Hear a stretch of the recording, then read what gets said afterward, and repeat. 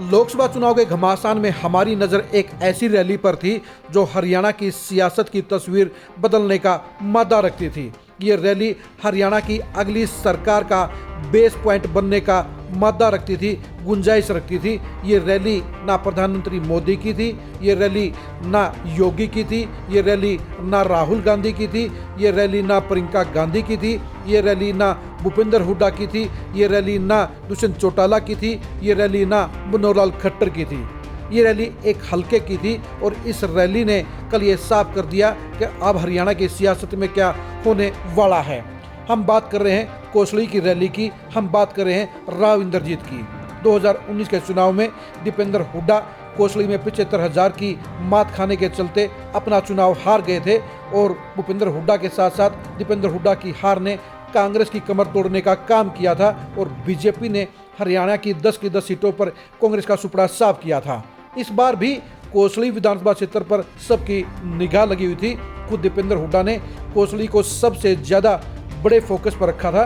कल जहां एक तरफ कोसली में राव इंद्रजीत की रैली थी तो दूसरी तरफ दीपेंद्र हुड्डा भी रोड शो के जरिए कोसली में मोर्चाबंदी मजबूत करने के अभियान में जुटे हुए थे।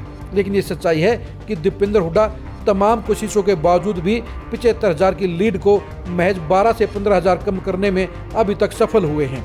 ऐसे में राव इंद्रजीत की रैली ही ये डिसाइडिंग फैक्टर थी कि वो बढ़त या घटत कितनी होगी।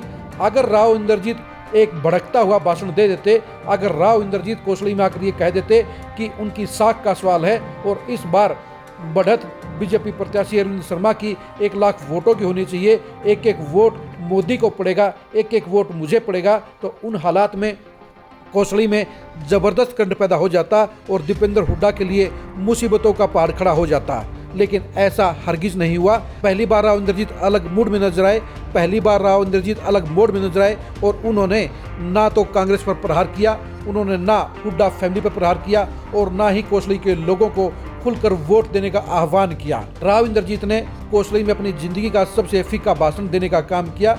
इस भाषण के चलते उनकी आवाज का इंतजार कर रहे, उनके ऐलान का इंतजार कर रहे उनके कट्टर समर्थकों के जोश भी ठंडे पड़ गए और उन्होंने इस चुनाव को लेकर आर पार के मूड को बदलने का काम कर दिया। राव इंद्रजीत के पास कोसली में इतना दमखम है, इतना वोट बैंक है, इतना प्रभाव है कि वो 2024 के चुनाव में दीपेंद्र हुड्डा की मात को 1 लाख वोटों तक पहुंचाने का काम भी कर सकते थे। लेकिन कल राव इंद्रजीत ने कोसली में ऐसा कुछ भी नहीं कहा जिसके चलते वहां पर अरविंद शर्मा का इलेक्शन उठ सके, वहां पर अरविंद शर्मा की लीड बढ़ सकते। बल्कि ये भी अचरज की बात रही कि राव इंद्रजीत ने एक बार भी अरविंद शर्मा के लिए लोगों से वोट देने का ऐलान या आह्वान नहीं किया। वो महज रैली में फॉर्मेलिटी करते रहे। वो रैली में कह गए कि वो तो अपने मंत्री मित्र गडकरी के आगमन के पर उनके स्वागत के लिए आए हैं और वो पार्टी के कहने से आए हैं। यानी राव इंद्रजीत का कोसली के इलेक्शन में कोई इंटरेस्ट नहीं है, राव इंद्रजीत का अरविंद शर्मा के चुनाव में कोई इंटरेस्ट नहीं है और उनको कोसली की हार या जीत का कोई इंटरेस्ट नहीं है। आखिर ऐसा क्यों हुआ? इसके पीछे राज की बात यह है कि 5 साल के दौरान अरविंद शर्मा ने राव इंद्रजीत को जरा भी सम्मान देने का काम नहीं किया, जरा भी उनकी पूछ नहीं की और 5 साल में एक बार भी वो राव इंद्रजीत के घर पर नहीं पहुंचे। यानी अरविंद शर्मा ने अपने अहंकार में, अपनी अकड़ में राव इंद्रजीत के साथ मधुर रिश्ते नहीं बनाए, एक बार भी उन्हें अपने किसी कार्यक्रम में नहीं बुलाया और ना ही राव इंद्रजीत के किसी कार्यक्रम में वो गए। यही वजह रही कि राव इंद्रजीत ने अब की बार कोसली में कोई इंटरेस्ट नहीं लिया और यही वजह रही कि उन्होंने अरविंद शर्मा के लिए वोट मांगने की जहमत नहीं उठाई।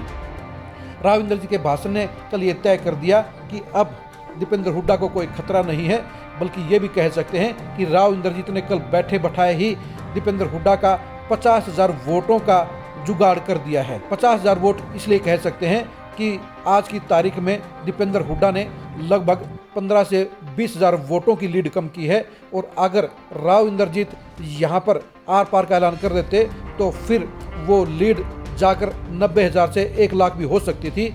यानी आज जो दीपेंद्र हुड्डा 50,000 के आसपास वहाँ पिछड़ रहे हैं वो लीड 1 लाख वोटों हो जाती। यानी दीपेंद्र हुड्डा को सीधा 50,000 वोटों का नुकसान होता, जिसे राव इंद्रजीत ने होने से रोक दिया है और इस तरह से राव इंद्रजीत दीपेंद्र हुड्डा का 50,000 वोटों का फायदा कर गए हैं। राव इंद्रजीत दीपेंद्र हुड्डा के ऊपर से सबसे बड़ा संकट टालने का काम कर गए हैं और कोसली में पिछली बार की लीड को बढ़ाने का कोई भी चांस खत्म करने का काम कर गए हैं।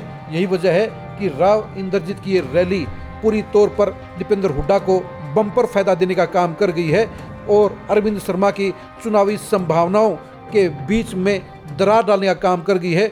उनकी हार की आशंका के ज़्यादा अवसरों को पैदा करने का काम कर गई है। यानी राव इंद्रजीत की रैली जहां एक तरफ दीपेंद्र हुड्डा के खेमे में राहत देने का काम कर गई है, वहीं अरविंद शर्मा के चेहरे पर अरविंद शर्मा के चुनाव में मुश्किलों का पहाड़ खड़ा करने का काम कर गई है।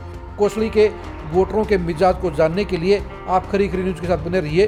कोसली में अरविंद शर्मा की लीड के मार्जिन के घटते हुए आंकड़े को जानने के लिए भी आप खरी खरी न्यूज़ के साथ बने रहिए।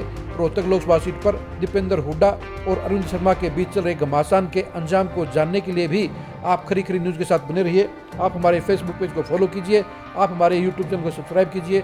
नमस्कार।